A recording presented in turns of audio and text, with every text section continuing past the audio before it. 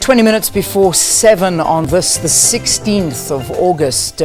It's a date that unfortunately South Africans will always look back on as a very, very sad day in our history. In fact, you've got many calling it to be a public holiday because of the devastation that was caused exactly 4 years ago. I'm talking about the Marikana Massacre.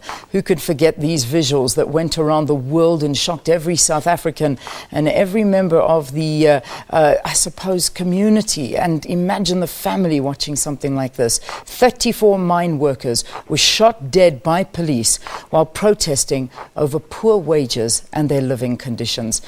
Now, our reporter that was there at the time, he followed the story for us. We crossed to him all the time during this particular time in our history. Was SABC Reporter Sello Tatai. He's with us this morning. Sello, a very, very good morning to you. I know you have a guest with you as well, but let's just talk a little bit about that day. I mean, you were there when this happened, and it was certainly a big black mark on South Africa.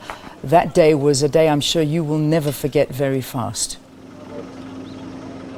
Well, indeed, Leanne, 4 years ago on this day, 34 mine workers were killed during a confrontation with police. But you'll remember that there were some developments going into the 16th of August in 2012. 2 police officers and 2 security officers were hacked to death, allegedly by striking mine workers. These events shocked the country and it sent shockwaves across the globe. But over and above that, over and above the demand for 12,500 rand, the living conditions of mine workers occupied center stage. There's been there's been reports that have been conducted by various institutions, including the Benchmark Foundation, and just recently Amnesty International also released a report about the living conditions of mine workers.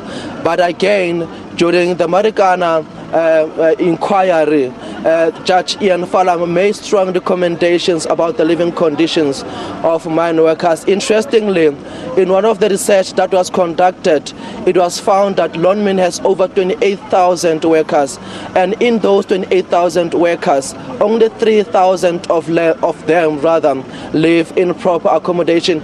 And this has been a talking point for quite some time because Lonmin has been criticized for their failure to adhere to the dictates of the mining charter, such as your social labor plan and corporate social investment. But to talk more about this issue, we are joined by a Lonmin spokesperson, Ntate Happy Nkoma. Ntate Nkoma, do you think that the criticism that has been leveled against your company is justified? It's definitely not justified. There's a lot of work and a lot of strides that we have taken. To start just at the mining charter requirement, we have converted those ugly single-sex hostels into bachelor units and one-bedroom family units. Now, obviously, that has consequences. That hostel, for instance, in Wonderkop, used to house 18,000 workers because you used to have 18 workers per room. Now, it has been reduced to only house 2,000 workers, which means we have almost 16,000 people that had no accommodation.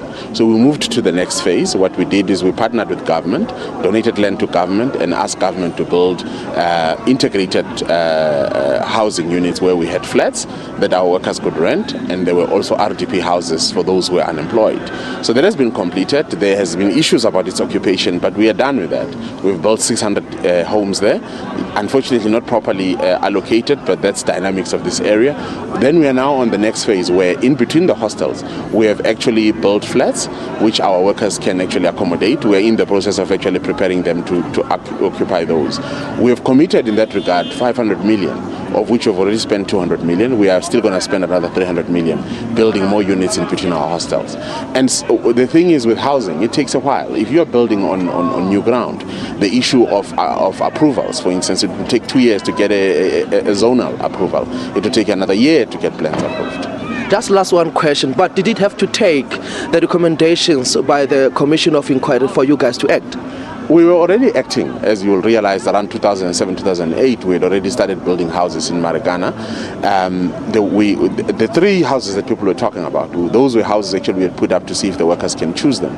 Now, what we realized is that the dynamics of the home ownership changed, and that is why we had to change now and make rental accommodation more accessible. So it is a dynamic situation. It's not a Lonmin only problem. Remember, there's also a community here. There's an influx of people who are coming to look for work. So the more houses we make available, the more accommodation we make available, the more people come to demand. So there will always be that pressure. It's a South African pressure. It's a social pressure that we have to live with. That was Leanne Hepping-Koma of Lonmin. Strong sentiments there coming from him. We're expecting a packed program today, but the keynote address will be done by AMCU President Joseph Mathunjwa at 3 o'clock this afternoon.